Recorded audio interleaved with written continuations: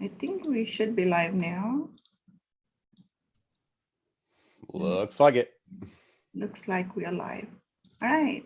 So today our special guest is Tim Kelly. Tim recently separated from the Navy as a chief petty officer. He started his real estate investing journey in 2011 with a single family residence, which was a house hack as well for him. He quickly learned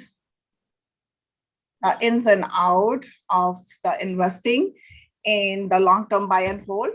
So that was really aligned with his goal. So he kind of just went on that path and never looked back. So today he's with us and he's going to be talking about multiple things. We have tons of questions for him. So we're going to be talking about identifying the right partners and how to successfully raise for your first deal.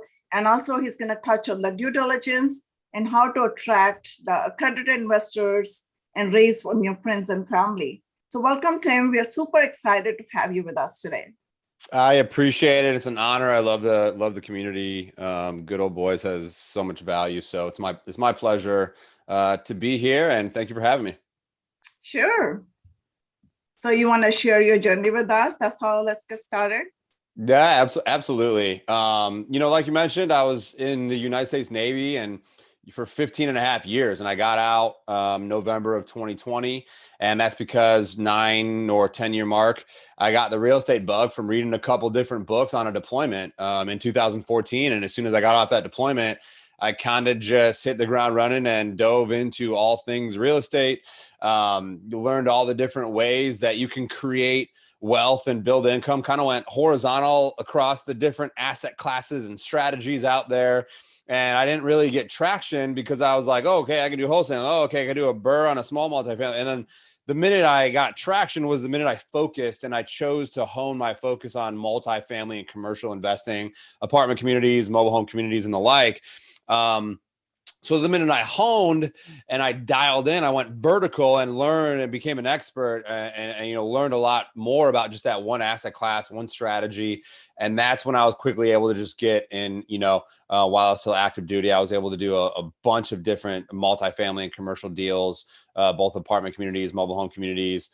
And then, it's from there, it's, helped create this incredible community for other veterans called Active Duty Passive Income, where we're helping teach other military members on how to do the same thing, and starting from using the VA loan and all that stuff. But yeah, I got the real estate bug and kind of just never looked back. But I didn't really get traction until I dialed in and focused on commercial and multifamily. And yeah, I've been mostly on the acquisition side. Have done a lot of capital raising. Still continue to this day, enjoy that. Definitely more than asset management and underwriting and stuff like that. That's just not how my brain works. So yeah, fortunate to just be surrounded with all the people that I have been, and that my mentors and my coaches and the masterminds that I've been involved in. Happy to take this wherever you would like. And I don't know if you wanted to dive into the questions, but that's a little bit about me. I'm currently in Pensacola, Florida, originally from Chicago. No kids at this point. Would like to start building a family this year. I'm in a band. I love drumming, and music is my passion, and love traveling. And that's about it. Great. So tell us how you got started. I read in your profile that you started with a single family home. So what was that experience like? From there, it's like kind of upward trajectory, never looking back. So I wanted to hear that. And also with the follow-up question, how did you start with your first raise? Yeah, absolutely. So, the first purchase was with the VA loan. I was active duty and a 0% down loan, an incredible benefit for the military. And it was just a nice home, not far from the base I was stationed at, which was in Virginia Beach, Virginia, and in that area. And so I purchased a home, and, I got it needed a little bit of work. I'm like, hey, we're going to live in, we're going to rehab it and do kind of like a live in flip. And then when we go to the next duty station, we'll just sell it and make profit and stuff like that. So that's kind of what I ended up doing. It was just a live and flip. And then I was house hacking, and there was two very nice master suites, one on the top level, one on the lower level. So I was able to get most of the mortgage paid through house hacking to just one of my friends. And I always had that other unit occupied. And before I even knew what house hacking was, it just made sense to me to rent out that other bedroom. Like I said, didn't have any kids. It was just my wife and I and a little puppy. And so we rented out that bedroom. It was a house hack. And then that's during that time that I owned that is when I went on that deployment, read a bunch of different books, got into the whole real estate investing thing. I got the bug.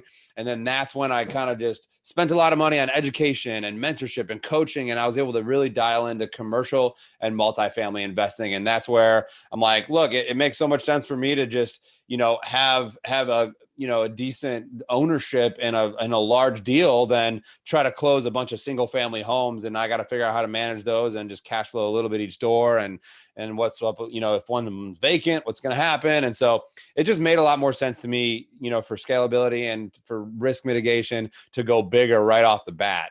And so, my next deal, I did a fourplex because I wanted to do, harness the house hacking capability. But then 6 months later, I did a 42 unit apartment complex, which was, the first deal that I partnered on, not far from here where I'm at when I transferred here to Pensacola back in 2017. But yeah, I mean, it just made a lot more sense for me to kind of go big. And, there was nothing that was going to hold me back. I knew it was figure outable, and I kind of just went through it and went for it. So which mentorship program did you join? Yeah, I was initially with the Rich Dad Real Estate Education is what I was part of in 2015, which included just a bunch of education and a community and mentorship. And so I got a little bit of knowledge and just was exposed to some successful people, and I had a mentor that I was working with and stuff like that. So that really helped get me started. Obviously paid a lot of money for it, and have no regrets at this point. But that's one of the reasons why we created Active Duty Passive Income to serve our military members, and for a fraction of the price of people charging thousands and thousands of dollars for education and mentorship that only lasts like a year or two.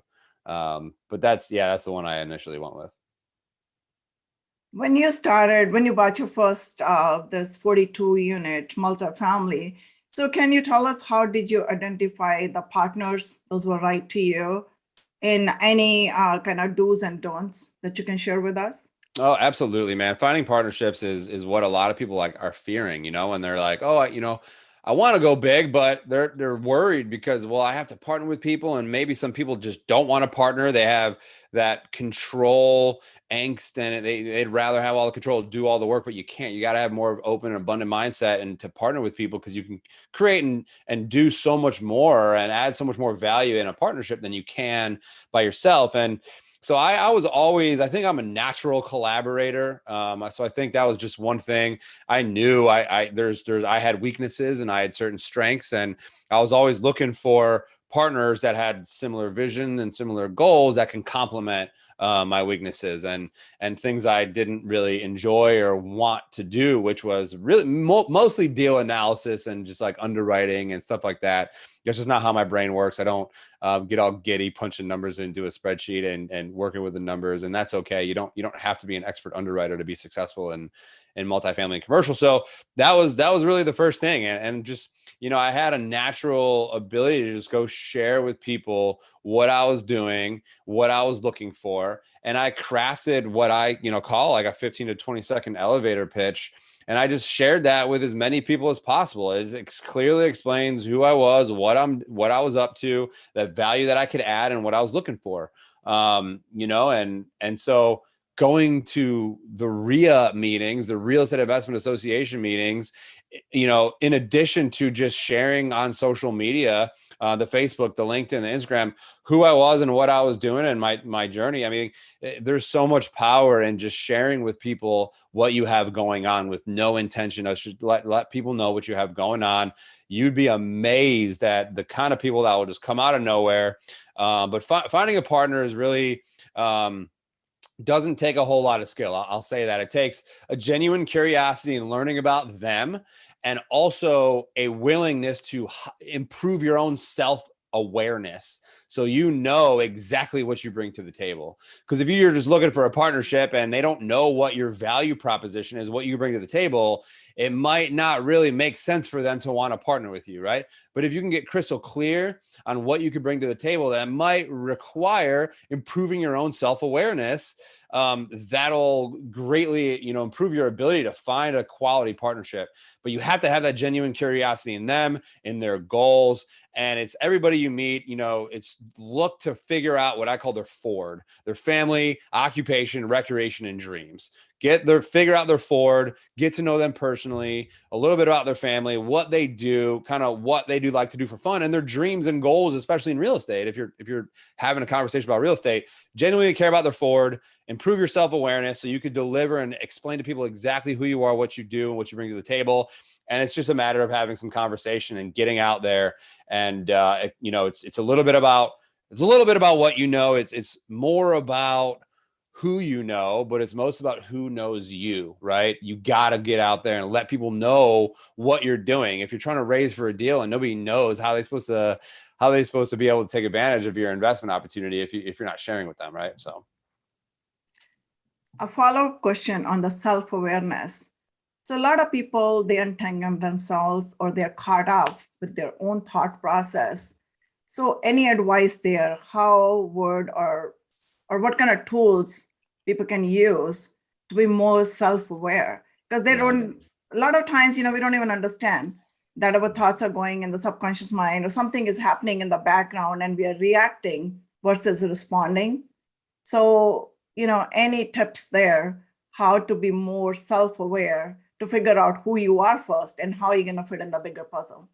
Yeah, no, that's such a good, such a good question. And number one, I would say there are a number of free self-assessments online that you could take. Just a personality assessment. And, one that I would recommend is the DISC profile, the DISC profile. You can get it free. I think Tony Robbins has like a free version you could take. The Myers-Briggs is another really good one. There's a Harrison assessment. So figure out, just take those, and you'll be surprised. Most likely, you'll probably already have an idea, unless you write it down. Like, what are my strengths? What do I enjoy doing? And when I'm, would I rather go collaborate with people? Would I rather be more kind of introverted? Would I rather, be more analytical, or would I rather go out there and promote and speak and stuff like that? And taking these assessments if you haven't done that, that's one thing you could do. But the other thing is trying trying as many things just along your journey in life, right? Just getting out there and getting uncomfortable and trying certain things before you already know that you know how to do them or that you're good at them. There's no better way to just build confidence and build self-awareness than doing things that you've never done before and just trying different things, right, in your life.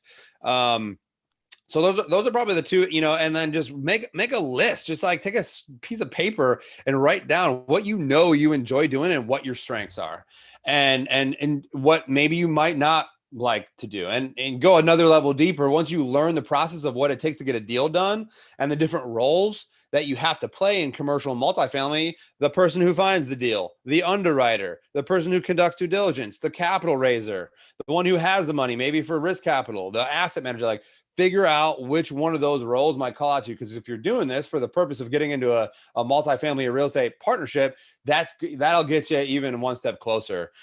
Figure out what the roles and responsibilities are, and then determine based on your strengths and weaknesses what you could, what might just call out to you or that you could bring to the table based on what you already know. Another thing you mentioned very well is who knows you. That's a very important question for everybody, whosoever is in the real estate. So I wanted to hear your thought process on that. Is who knows you mean branding yourself, branding in a certain way that people, when they see your face or your logo, they resonate with you. So if you can talk about that, how to create a personal branding. Yeah, such a good question. And so many people are afraid to, especially like go on Facebook, hit the live button and just start talking, right? if literally, and I, I'll go deep in a minute, but if you already have an idea, if you already have deal criteria, if you already have, and you know what you're talking about, you already have like the language, you already have some education, you could speak the dialect and the vernacular of multifamily commercial, you could speak to brokers, you could speak to investors, go live for 30 days on Facebook and just explain exactly what you're looking for. Drop one nugget for whether it's even 1 minute or 4 or 5 minutes of just talking about what you're doing, what you discovered, what you're learning. I guarantee you'll have a bunch of leads pour in and a bunch of phone conversations that you could book. That could be potential partners, potential investors, potential brokers, potential property managers, that because they just don't know you and they don't know you, right? Because you haven't gone out there. So if you can get, if you don't know an elevator pitch and you don't have that education, then you probably won't have the confidence or the competence in order to just go talk about multifamily or about real estate in general. So there's no better way right now just to get on social media and let your friends and family and people who you're already connected to know exactly what you got going on. Even if it's once a week, twice a week, just routine, just plug it in, time block it. So the same time every week or every day you go in there and you literally just share a video or drop some content and make a post about what's on your mind. Like what did you learn that day about real estate or about mindset or about success, and just let people know. There's so many people that want to work with you, that want to collaborate but they just simply don't know what kind of value you could add because you haven't figured out what it takes to just go on social media or go to your local RIA or go to your local Rotary Club or go to your, some kind of other local association in your area. There's no better way than to get face to face. That is where you could shake hands with people, have a cup of coffee, have a beer, whatever. Those were the real relationships are made. And everybody knows this is a relationship business. And creating those relationships start when you share with other people what you got going on, but you're actually more interested in what they have going on and more interested in their, like I said before, their forward. So it boils down to figuring out who you are first. So if you know who you are, then you're able to take the next step where you want to be, right? So I'm going to ask you one question on this one. When you said share for 30 days on the social media about who you are, and then even if you do not know who you are, maybe you can bring other knowledgeable people to your portal and have them share their experiences, their knowledge. What do you think about that? Is that okay to do that, leveraging their knowledge? And then at the same time, they're seeing your face with them? 100%. If you already have those connections, I mean, why not? It's, that's called success by association. If you are seen with people who already have that credibility, who already have that, that branding in the industry, then people are automatically going to think you're not at the same level, but you're associating with them. So people already assume that you must be also on that same path or in that same ballpark. Right. But yeah, I mean, that's why podcasting and doing things just like this is so powerful, because you're able to bring people on and you're sharing so much value, but you're also learning. Right. And then the next day you could talk about what you learned from that interview or what you learned from that discussion. But yeah, 30 days, I mean, it's a commitment going every single day. But I challenge anybody that's listening to do that. If they haven't done that before, do it for 30 days, reach out to me. I'll give you my cell phone number and share with me how that happened, like what the results were at the end. Because I'm telling you, it's going to be life-changing. Because if you haven't heard this before, you are literally one conversation away from just the next level and a huge breakthrough moment in your life and in your business. Yeah, I like that. Thank you for sharing that. Let me ask you this question. Let's talk about the elevator pitch, because elevator pitch has to be so strong. And people who do not know what elevator pitch is like when you're riding the elevator. So you have only that much time to make the first connection. So the first connection is the best connection. Like they say, first impression is the last impression. So that's why we're talking about the elevator pitch here. So Tim, I'm going to ask you, how can you fine tune your elevator pitch in a sense, like when you're meeting somebody first time, leaving a lasting impression? that connection is going to turning into something bigger and better? Yeah, great question. And I could just give you my elevator pitch, right after this, and it's worked for me. It's helped me raise millions and millions of dollars, and you could easily just take it, replicate it, tailor it to your own. But if you're meeting someone, for the first time, don't worry about your elevator pitch right now. Worry about them, right? And their Ford. Have a genuine interest and curiosity in what they have going on, their history, their real estate experience, their goals, right? Why and their vision. Because in the back of your head, you're like, is this a potential partner?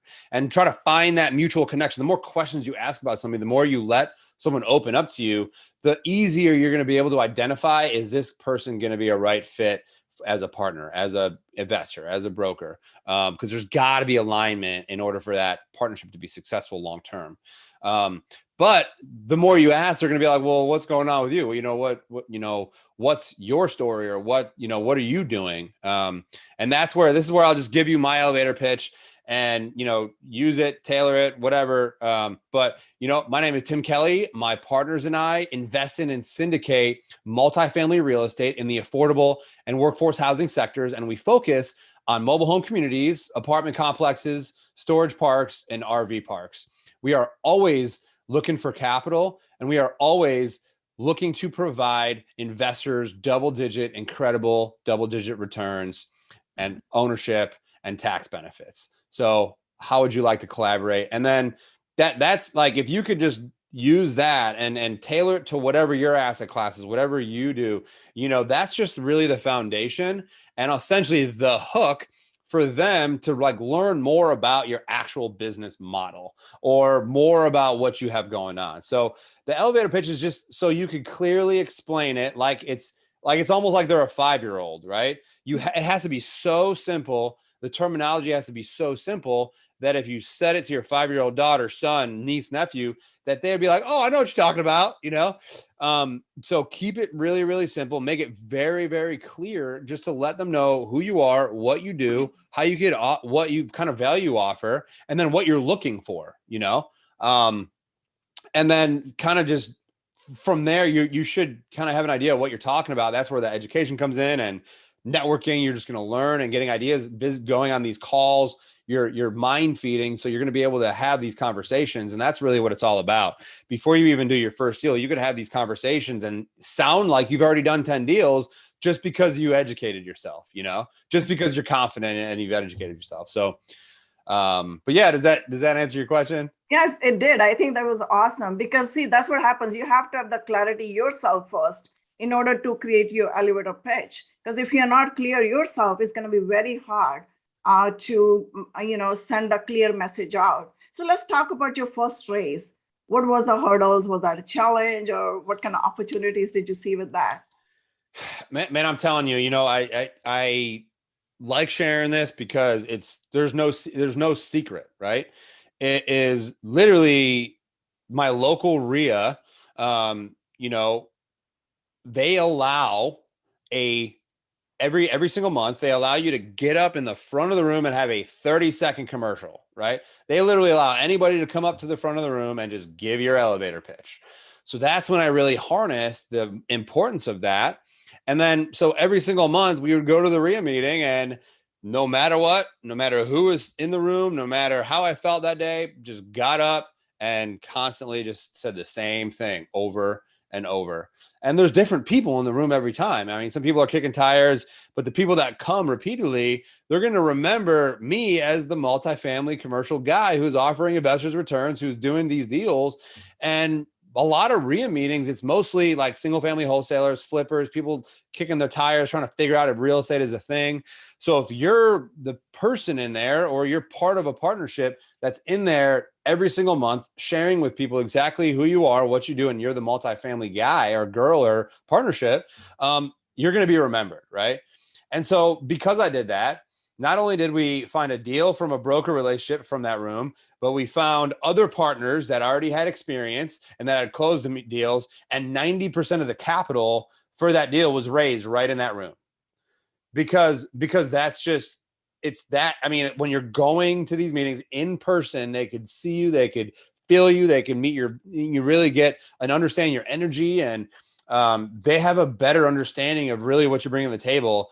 At the same time, I was also just, letting people know online what I was doing on social media. It's not like I had a campaign. I was just going in there a couple times a week and just sharing with people what I was learning and the obstacles I was facing and all the deals that we were looking at.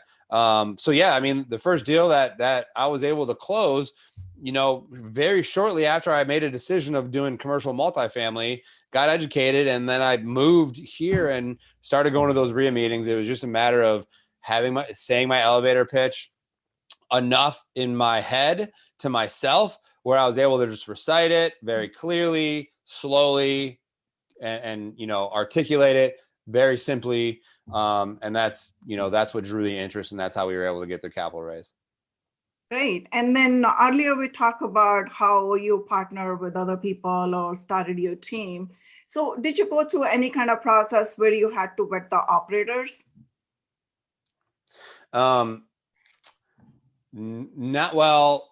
At that point, that was the first deal that we did. So we were specifically looking for other operators that have already done it, and we co-GP'd on that deal. Now there's, a lot of people that are doing co-GPs. I didn't have a system in place at that point.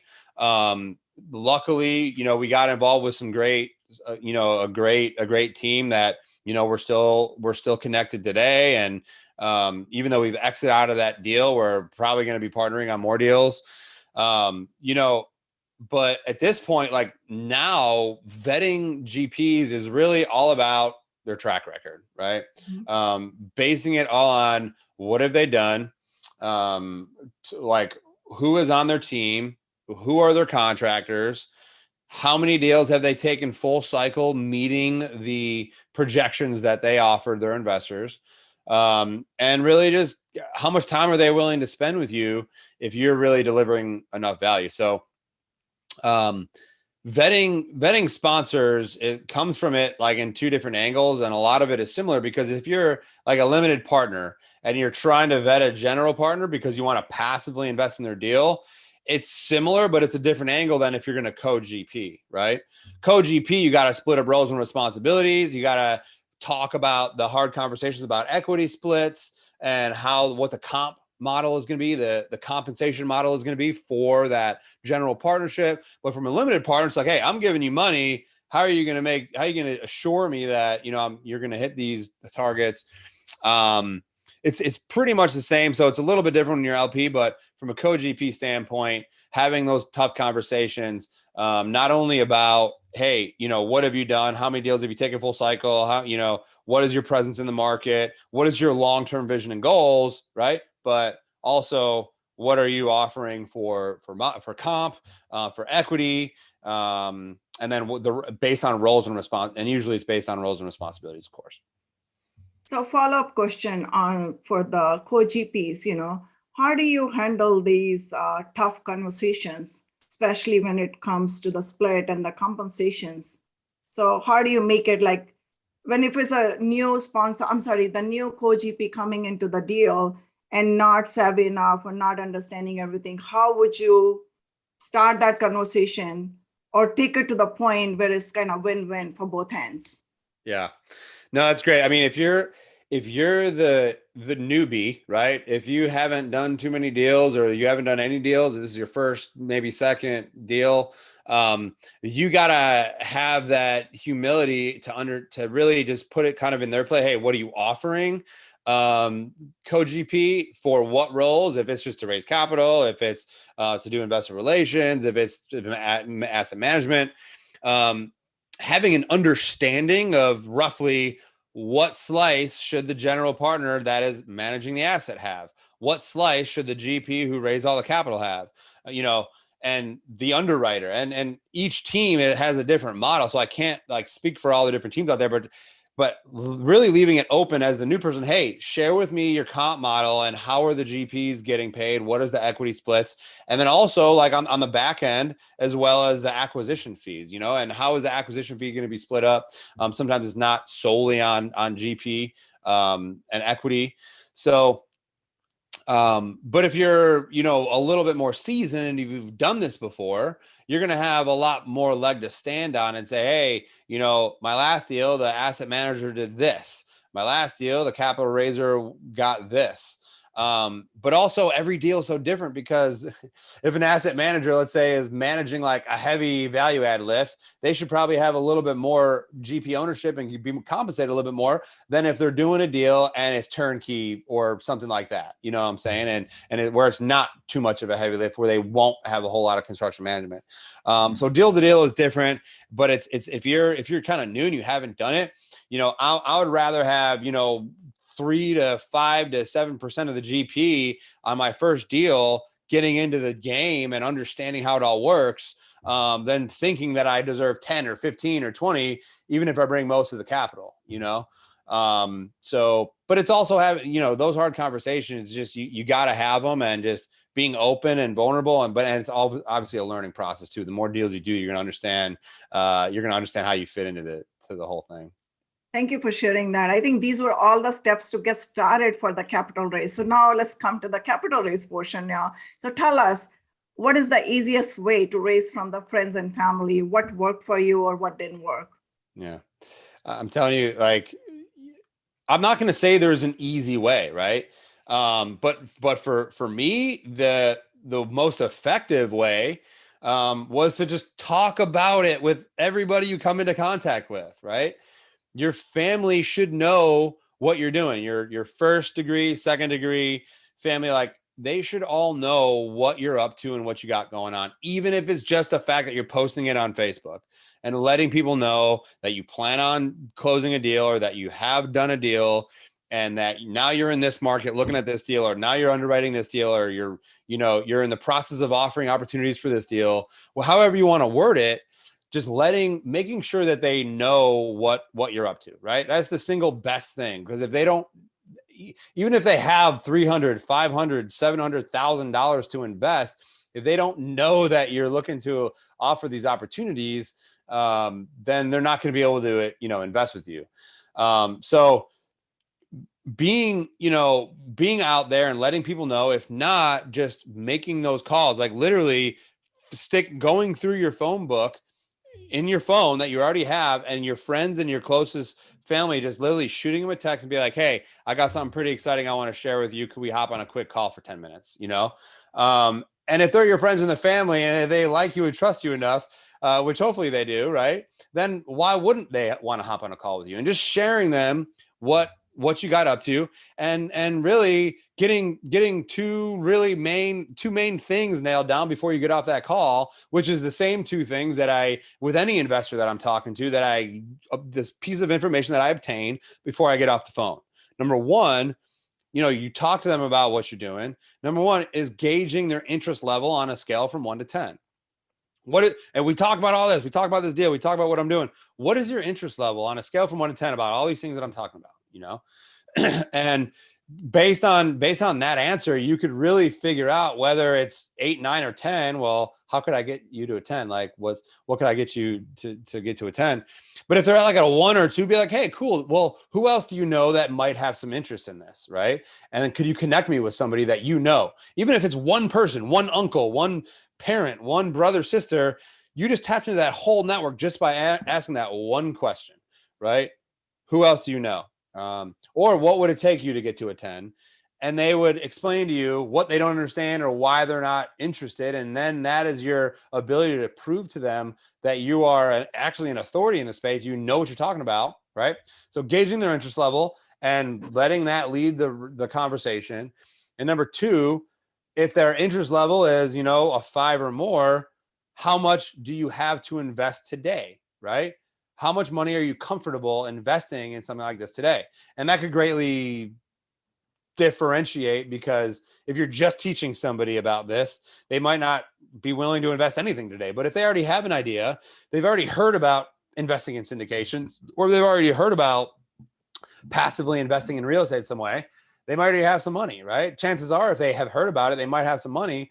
So then you could gauge and always document it and then follow up. But friends and family is really a great way to start. because they'll trust you more than a random accredited investor would, in most cases. Right. So when it comes to the accredited investors, how did you create a portal for yourself? What exactly did you do to attract them and stay with you on multiple deals, one after another? Because I'm pretty sure you're doing multiple deals now. Yeah. So, started with literally just a simple spreadsheet, right? Of people that I've talked to along the way. I mean, every single day you interact and talk with people. Anybody that comes to mind that might potentially have an interest one day investing in your deals or partnering with you, you got to document it, whether that's a CRM or whatever. For me, it was a spreadsheet, and I would just literally have notes, and I would ask them those same questions, like what their interest level was, how much money they had to invest. And then I would have just different columns of all the different deals. Did I pitch them this deal? Did I pitch them this deal? How did they respond to that deal? Did I send them a deal package and what is the follow-up? And then you just integrate that into your normal daily routine of who am I following up with today? And if there's someone significantly interested between a 8, 9, or a 10 out of 10, that's what does it take to get them to wire funds? So you got to have wiring instructions ready and available. And so then that's the next step. Just be like, hey, well, funds are, here's the wiring instructions. If you're a 10 out of 10, here you go. But having that presence on social media and especially LinkedIn, more than anything else, obviously Facebook and Instagram is going to help. But people, even if they don't like or engage in what you're doing, it's okay. It's normal because so many people are seeing you, acknowledging what you're doing, and they're not responding or commenting or engaging, but they see you. They're viewing it. They recognize you, constantly going there once a week, twice a week, adding value. And then that one time you say, hey, got this deal, accredited investors only. That's where you're going to get comments and likes and DMs from the work that you put in up front, right? From what you did in the phone calls that you're making. But it literally is all about getting out there face to face, figuring out where you can go talk to people and share that elevator pitch with that we talked about pretty far in depth before. And I mean, accredited investors are honestly going to be a little bit different than your friends and family because most times you have to educate your friends and family a little bit. But if you can hold a conversation with the accredited investor about it, it's literally the same process, for just understanding their level of interest, understanding how much they have today to invest, and then putting a follow-up sequence in place right after that. Wow, I think this was super informative. I asked you so many questions and it was really, really insightful. I'm going to open up to everybody in the panel. Please go ahead and ask your question if you have any. And by the way, Jim, the founder of GOB Network, is here as well. Welcome, Jim. Thanks for joining us. Thank you, Venky. I did not want to miss Tim today. I had to cancel a meeting just so I could get here. So he always has great content. Just powerful stuff to share with everyone. So really appreciate him being here. And I hope everyone that sees this on YouTube or some of the other live streaming appreciates that. Just great information. Thanks, Jim. I appreciate you having me, man. Excited that you were able to pop in, man. Yeah, great. People are still talking about when you came and spoke to our mastermind, man. Like you dropped so many nuggets, and you actually were just brought up in a conversation inside of our mastermind that you dropped a nugget for them, and that completely transitioned their business model, and now they're finding a lot of success. So thank you for that. It's all about teamwork, right, Tim? Absolutely, man. Yeah. It's true. Just wanted to remind everybody, if you have any questions, take yourself off mute and ask your question now, or our social media friends, Facebook, LinkedIn, YouTube, any questions, please put it in the comments and I'll ask Tim. So I do also have a question, Tim. If you could only give one piece of advice for somebody that's thinking about doing this, so many of them are kind of stuck on the sidelines, paralysis analysis and such. What do you think that would be? Yeah, If so, for the people who like dream of doing it, like, oh man, I wish I can do multifamily and commercial, and I wish I could do these big deals. I want to, for whatever reason it is, deep down, you have to believe in your heart that you can, right? And a lot of times before you achieve that point, you just have to get like, you literally just have to read a few books, listen to some podcasts, attend, these types of meetups to understand that anybody can learn it. Anybody can do it. And then you'll realize it's really not that complicated, right? Hearing someone talk about syndication, 506B, Reg D, and talk about tiered partnerships and all these, sure, that might be intimidating, right? But understanding that if I could learn it, anybody can, right? So you have to just convince yourself, and I'll give you a book, The ABCs of Real Estate Investing by Ken McElroy, right? Such a simple way of explaining all the different things in the deal, how to analyze a deal. Like, read that book and you'd be like, wow, this really isn't that complicated. Let me give this a shot, right? But if you've already done the education, you've already kind of networked with people, and you're just having some self-doubt, some fear, that's okay, because that's normal, right? Some people have it in their personality, which is why having that level of self-awareness is so important. We talked about earlier, and doing those self-assessments is super important, understanding what you could bring to the table. But if you're the type of person that like is normally just an introvert, don't label yourself as an introvert, because some of the most successful investors I know are diehard introverts. They just figured how to break through that, right? So you gotta be willing to get uncomfortable and just one step at a time, 1% better at a time. And what is the next thing I could do to help myself believe? And usually that is accomplishing very small tasks that give you the belief that this is possible, right? That this is actually possible. And the more you learn, the more competence you're going to have. And that will result in more confidence in your ability to go have these conversations with people. But I'm telling you, anybody that's stuck in that, if you are willing to do that 30-day challenge, you go on Facebook for 30 days straight, live videos for 1 to 5 minutes, whatever, just explaining what you have going on, especially if you have the competence, if you could already speak the language, people are going to be like, what the heck is this guy talking about? I had no idea that he could do this. I know a guy, or I'm looking to invest, or my brother said he's got 250K he's trying to park. So just getting out there and letting people know what you do, I'm telling you, within the first week of that 30-day challenge, you're going to have all these people come like, oh, what? Who? I didn't know you were doing this. Let me connect you with this guy, or let's have a conversation. But getting out there and understanding it's a little bit about what you know, more about who you know, most about who knows you. And so if you could commit to getting out there and sharing with more people the amount of value you could bring, I'm telling you, that'll be life-changing. Wow. Great stuff. Yeah, Tim has thrown so many golden nuggets, and is challenging everybody, a 30-day challenge on the social media. Please go ahead and do that. Learn the lingo, right? That's what it is all about. Thank you, Tim. I really appreciate you today, sharing with us all your knowledge. One last question I want to ask you is, we talk about all the good stuff, how to get up there. So can we talk about a little bit what we should not do, or what is like really, really wrong stuff that we shouldn't be doing, and that could be a showstopper in our journey? Yeah.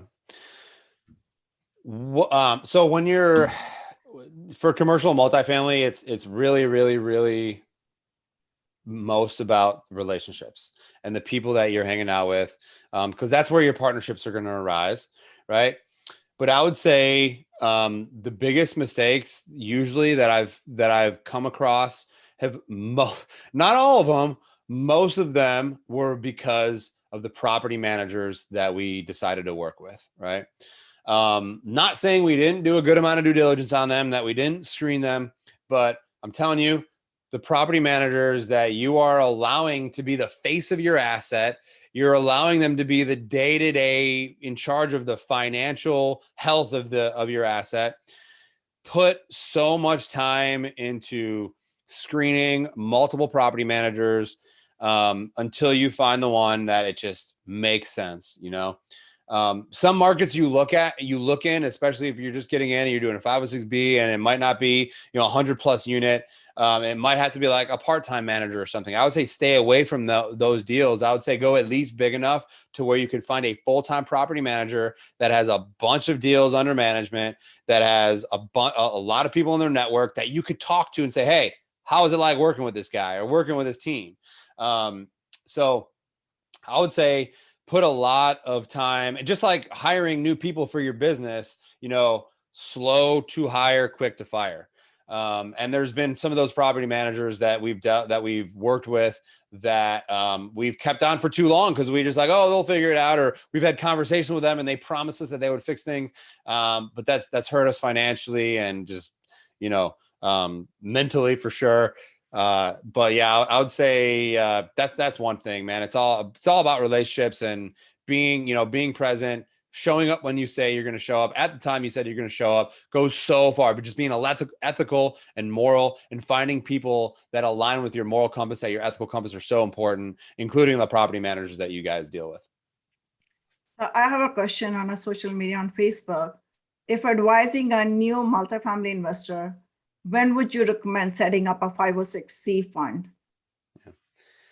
It's not really like a cut and dry. Well, you should do it 6 months after because it really depends on your level of competence, like where you are. The 506c fund is going to be created once you find a deal, once you execute on a deal, once you get a deal under contract, and you got to raise, for accredited investors only 506c. So sure, you should have an idea and have the connections and talk to an attorney, an SEC attorney, about, hey, this is what I'm looking to do. Within the next X months, I plan on having a deal under contract. We're going to create a fund. Tell me what that process is like. So then you can figure out how far in advance you actually need to initiate that process and what that process is like. So then when you're actually under contract, at what point to really start getting the PPM rolling, the subscription agreements rolling, and all the documents. And you can figure out the legal costs and all that, which is more reason to go bigger because the bigger the deal is, the more revenue and the easier it is to pay for the PPM and all the other legal costs. It's harder to do this on smaller deals. So, I hope that didn't confuse you, but it's really like, don't let that stop you getting into your first deal. Don't let, when should I set up the 506c? That should be part of your team. You have the support team, and then you have your actual operation team. The support team is your attorney and a couple different attorneys, the attorneys that's going to help you close, and the attorney that's going to form the entity, but then also the SEC attorney. It's all about connecting with them and understanding what the process is and understanding the timeline. So then you could be very confident about when to set that up, but you have to get a deal under contract usually first before any of them will talk to you. But don't let that stop you finding deal flow, getting a deal under contract, submitting offers. Just like for new investors, hey, when should I set up this LLC? Well, once you get ready to close, that LLC will be ready for you. You don't have to worry about all that. It's all the pieces are going to fall together, and you'll have urgency to do all that once you have a deal under contract and there's a timeline. Very well said. Don't wait. Time is now. So Wakefield has a question. Please unmute yourself and ask. Hey, Tim. How are you? Hey, man. Doing well. How are you? Really good. Thanks so much for sharing on here. And I see Jim on here. We connected a while ago. Good to see you as well. I had a question for you on how you built up your CRM and what your CRM system is. So I think you have your own following, and you've probably been on a lot of podcasts and so on. How do you go from there to building up, your email list, and is that the way that you kind of mainly fundraise? I want to see what your best practices are. Yeah, man. This is a really good question. And this is also something that stops people from taking action, right? They think that they need to have a whole CRM system set up. They think they need to have a whole email campaign. I don't have an email campaign. I don't email an investor, an investor database every single week. I had that simple Google sheet, that's an initial Excel spreadsheet that I use initially, that I have. And it's very simple. I've used it along the way. I've optimized it to where it's simple. Only the information is in there that actually matters. And for me, I could probably transition all that into like a CRM or free CRM and set that all up. But to me, I found that I didn't really actually like need to do that. And I would hate to see new investors think that they need to have that in order to start raising capital. Is there anything wrong with getting that set up? Not at all. There are some people who have a free CRM called HubSpot that I've looked at before and I've highly considered it, that are using it, that are able to send emails out, and that are able to have a CRM and a tracking CRM for free, right? So, but me personally, you know, just to be frank, I don't have a CRM. I don't send out emails because I like having those personal connections. And if I'm telling you, if an investor knows that they're just one of hundreds of investors receiving an email, it's a completely different dynamic than a personal text message and a personal phone call one-on-one to just say, hey, what's been going on lately? I'm just following up to see if your deal criteria has changed and what you're looking to invest in lately. And then you update whatever your database is, whatever your CRM is, and then you put a follow-up sequence in place using your calendar. You know what I'm saying? That has worked for me. I'm not saying it's the most efficient or best way to do it. Took some time to get to that point, right? But yeah, to answer your question, man, that's how I roll. I think I agree with you 100% on that, Tim, because when you're calling the investors, that you're giving some kind of personal touch versus sending these blind emails to the CRM.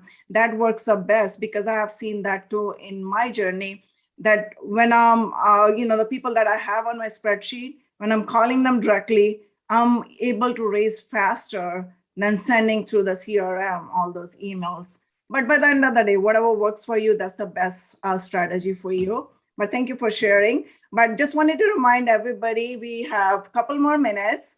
I know Tim is a powerhouse of knowledge. Any more questions anybody has, please ask now. This is a time. 2 more minutes, and then we're going to end the session. Actually, I have one more question, and thanks for answering that, Tim.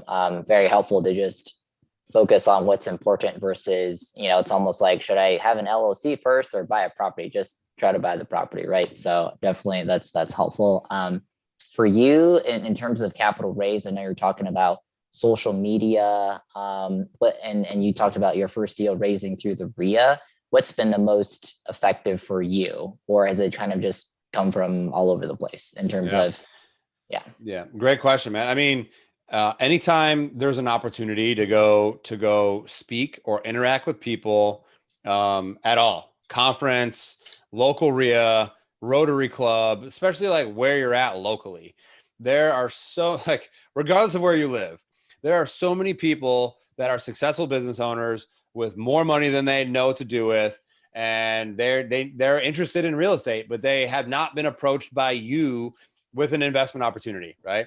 So there's no better way to learn people, to meet people and engage with people face to face, that then you could sit down over a beer, over a cup of coffee, and really get to know what I said before, their Ford, right? Their family, their occupation, their recreation, their dreams. And if it's not a good fit, it's not a good fit, but you put in the time in to get to know them and their goals is going to give you so much of an advantage. But yes, I mean, if you're not leveraging social media, just to share with people like what you're doing, add some value in real estate, sharing, what you've been up to, the challenges that you've come across, even if you haven't done any deals. I mean, people are still going to believe in you and see you in your network as the person who is doing this stuff. And when they're ready, if they're ready, they're going to come to you. Right. So if you're not on there posting at least once a week, you're doing a disservice. And engaging with posts and answering other questions, especially in LinkedIn, man, there's so much power in the LinkedIn, and there's challenges on LinkedIn, and just DMing people will set you apart, especially because if you're on LinkedIn and you're listening to this, you probably receive a bunch of spammy DMs, right? Again, it's all about that personal touch. If you could separate yourself from those, be like, hey, I love about, what you did, this and that. If you could put some kind of special personal touch on it to separate yourself from all the spam, like that is a great way. And if you've meanwhile been posting and been sharing value, they're going to be like, hey, this person knows what they're talking about. They're ready. They're not afraid to get out there. Let me have a conversation with this person. Let me take a bet on this person. Does that answer your question, Wakefield? It does. Yeah. No, Yeah. thank you so much. It sounds like just, hit all the socials and, talk about what you're doing. And, like you said, just you'll, I don't know, be shocked at all the positive things that come. Thank you. I do not see any more questions on the social media. Anybody else has a question in the room here? I just want to thank Tim again. Such great content. And I want to remind everyone of something he said that was super, super important. The personal touch of picking up a phone and calling someone when you're asking them to invest a large sum of money in your deal. And for everyone that means something differently, but you have to do that. The social media alone, you can set up drip campaigns and you can set up all kinds of systems, but that's a long play. And if you need to raise capital in the short term, meaning anytime within the next year, you really do need to get personal with people. And if you're not comfortable doing it, then join us on the GOB network. I will personally hold a session, aversion therapy, to teach you how to do that in a way that you can get over your shyness or your introverted personality if you feel that's what's holding you back. But don't let anything hold you back. There's just absolutely, I think that, I was going to ask him, I think the biggest challenge for all of us is the 6 inches between our ears. And fear is the number one thing that most of us have to overcome. And if I don't have a personal recommendation for a book or a podcast that is about mindset in that regard, I know Vinky has a mindset podcast. That would be a great place to start. But for me, it was The Magic of Thinking Big. It's a very small book, but it helps you to think bigger than what you might be thinking right now. And it's not always about having to get a 100-unit apartment building. You have to start somewhere. And I would love what Tim said about creating small successes. You've got to create one small success, then 2, then 4, then 8, and start building on those small successes, no matter what that looks like. So thanks again, Tim. Just great content. Love it. Yeah. Dude, I cannot express how important the mindset piece is. I mean, we could have talked about mindset more in depth than capital raising, honestly. That's how important it is. So Jim, I mean, I appreciate you driving that home. Magic of Thinking Big is an incredible book, and celebrating those wins and honoring yourself and being compassionate and knowing that you're going through a journey that most people wouldn't even touch with a freaking 25-foot pole, and just enjoying, like, respecting yourself and loving and nurturing yourself enough through that process. Be like, look, this is really a struggle and this is normal. This is all part of the process. Who could I call right now to help me? Who could I reach out to? It's all about the who, right? Who, not how. But at the same time, Magic of Thinking Big, it's not about, like he said, the 100 units. It's about your vision for your future, what you could accomplish over your lifetime, right? And putting that vision, that having that clarity in that is what's going to take you through those obstacles that sometimes feels like this, right? And it's all about thinking big and understanding that you can achieve something so great and so abundant, but you have to believe you can. And that's one of the first things we talk about, having the belief, right, in your heart that you can achieve it. I struggle with mindset all the time. I have to practice mindfulness every single day. Otherwise, I'll lose it. Meditation, journaling, affirmations, working out, prayer. This is all daily for me. And that's why I'm able to continue moving on. But it's sometimes a struggle. And if you are struggling, it's part of the process, because what you're doing is so much harder than 80% of the people out there that are okay with a W-2 paycheck to paycheck life. All us on this show listening to this are not. All right. So honor the struggle, realize it's part of the process. Thank you for bringing that up, Jim. I just had to throw a few more cents in there based on that. Thank you. And you said it very well. Struggles prepared us for the next step. And then a couple of takeaways from this session. Number 1 is time is now. Number 2 is learn or find out who you are. Number 3 is learn the lingo. That's what Tim said, and I can't stress enough. And you'll be successful no matter what. And I'm going to say thanks again to Tim for this wonderful session, and Jim to make this possible. Thank you again. I will reconnect with you again sometime in some other channel. Thank you again.